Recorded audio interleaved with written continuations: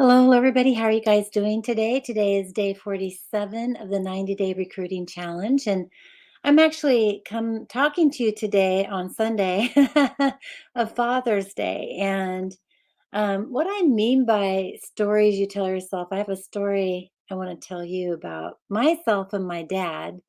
I thought it was a perfect time to talk about some things in the past. And when I was growing up, my dad, he was a really hard worker.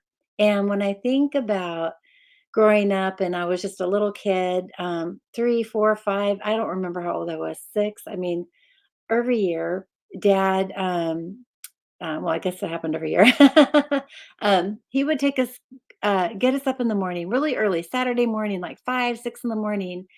We'd have to get dressed, and it would be kind of cold out, rainy, ugly weather, even towards the wintertime. And he would want us to go out and cut wood because we needed wood for the garage to heat our house all winter long. And maybe he would got behind, but I just remember him always being super grumpy, yelling at us to get in the truck and stop grumping, um, and we would go out in the woods and cut up our lumber for our fireplace. And I was just little, and I remember I couldn't carry those big, huge logs, and he would make little sticks, like they were not gonna be useful for the fireplace, but he would make sure that I did my part. Like, I always had to do my part.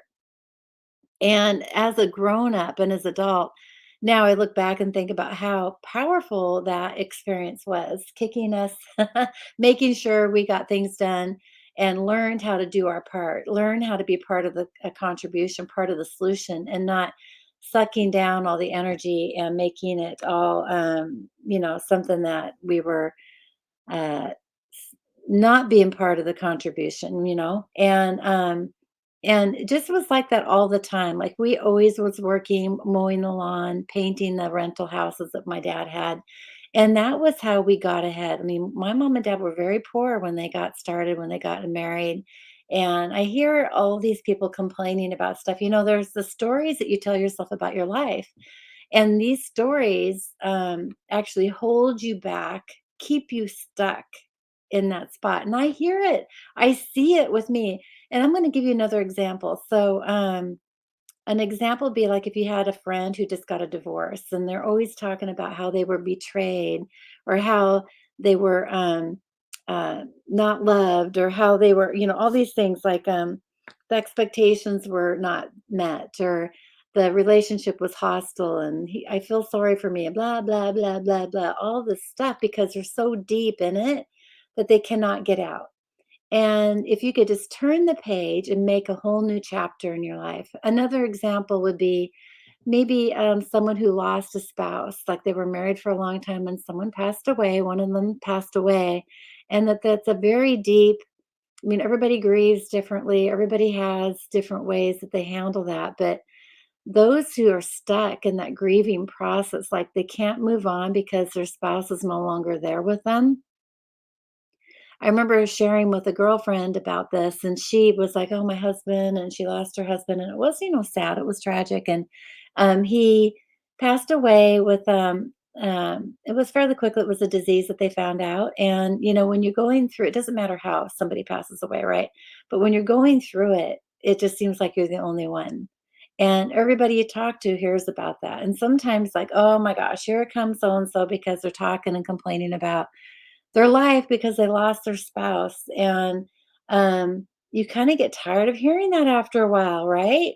When are they going to turn the page and start living their life again? And it's very, very difficult.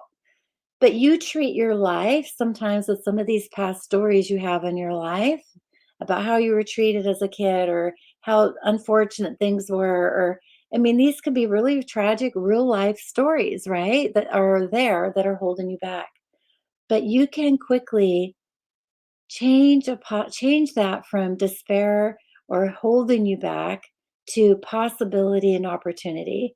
And by just the way you change that conversation, but you have to recognize it and do that. So today's assignment is actually sitting down and thinking about all the things that hold you back. Like, what are those mindset thoughts?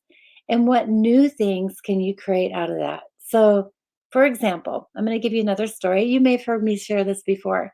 So let's say it's pouring down rain, flooding, terrible, terrible cold weather. And if I told you I have 2 tickets that you can leave tomorrow and you can go to a paradise island where the sun is nice and warm and you get to be on vacation. Because, right now you're only thinking about the cold, the rain hitting the window, you got piles of work in front of you and you just can't seem to get ahead. And that is what your drama is. You're living in that drama. But if I told you right now you get 2 tickets and you leave tomorrow morning, you're gonna be going, "Oh my gosh, yay!" And you're gonna be having this whole new change of mind in the moment when you have all that work in front of you in the rain. And if I said, "If you get that done right now, like, give yourself the rest of the evening and get that done, then you can go tomorrow." You're gonna work all hard, get that all done, right? That mindset has changed on functioning and working on that work in front of you to being able to go on to this trip.